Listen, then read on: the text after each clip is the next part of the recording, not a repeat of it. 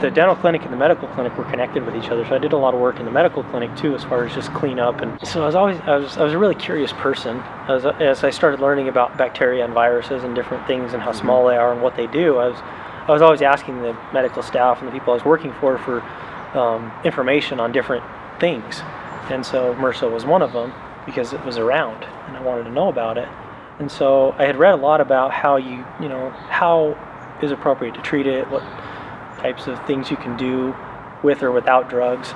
And there's a lot that can and should be done immediately as soon as a healthcare provider suspects that somebody has MRSA, especially if you're in a prison or a locker, if a football team, whatever. If you're somewhere where there's going to be a lot of people, there are certain things you should do about it.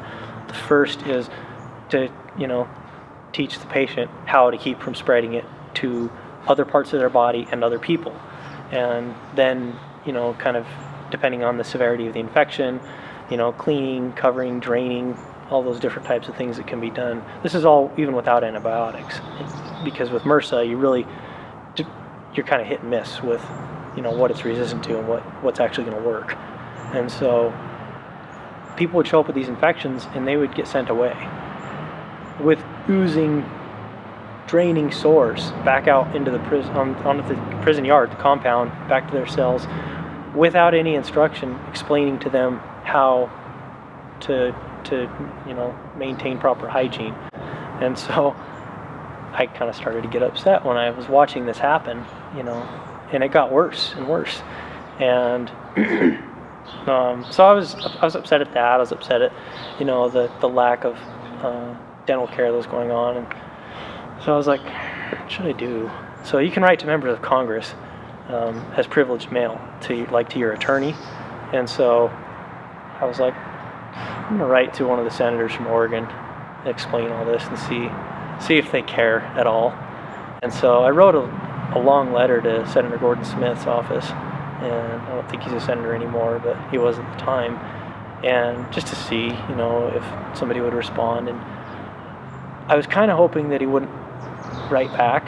I sent in a letter, I said, you can use my name if you have to, but I would really prefer you not, because I'm kind of at their mercy here, and I fear retaliation. And so he wrote a letter back, or his office wrote a letter back to me, and said, thank you, we'll get on this. And I was like, crap, nobody else here is going to be getting letters from Gordon Smith. And as soon as they show up here, if they really do, asking questions or call somebody, they're going to know exactly where that information came from. Because the only place that information could have came from was either a staff member or me. That's it. And so, anyway, a few days later, all these people start getting called up and getting treated because they knew who it was who had the stuff. Because I put a lot of detail in there in that letter about what was going on and the stuff that I knew and what I thought should probably happen based on the things that I had read, quoted different articles and stuff that I had, not just me, Mr. Inmate who knows nothing, kind of explaining what should be done and what's not being done. But all the people who had MRSA that I knew of started getting called up and getting treated appropriately. And then I got fired. I remember I showed up to work one day and the administrator from medical met me and kind of stopped me and he said, so your services here are no longer required.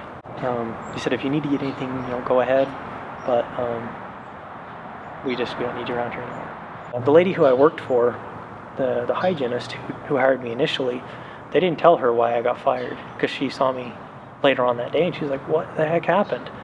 And I was like, they didn't tell you? She goes, no. And so I explained to her and she kind of looked at me. She was like, well, at least it was for a good reason.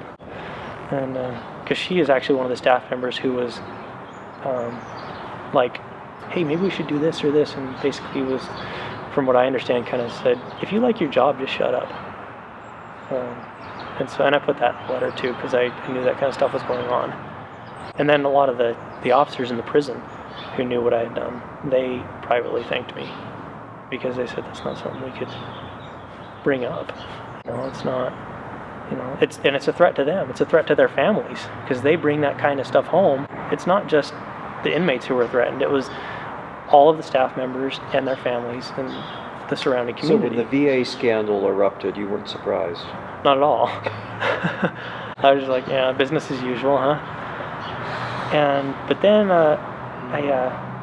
there was one lady who had run a dental lab tech program at the prison that got shut down by the warden before I showed up in the prison. But they couldn't fire her because it's hard to fire federal government employees. And so they had to give her a different job, and she worked in the education department. So she knew why I'd gotten fired, and she gave me a job over there as a clerk, and also teaching a class that all the institution, basically the janitors, had to take, teaching them about infection control and chemicals, and all the stuff I had learned as a dental assistant, basically teaching them the importance of it. And so it actually worked out really good, and I did that until I got out.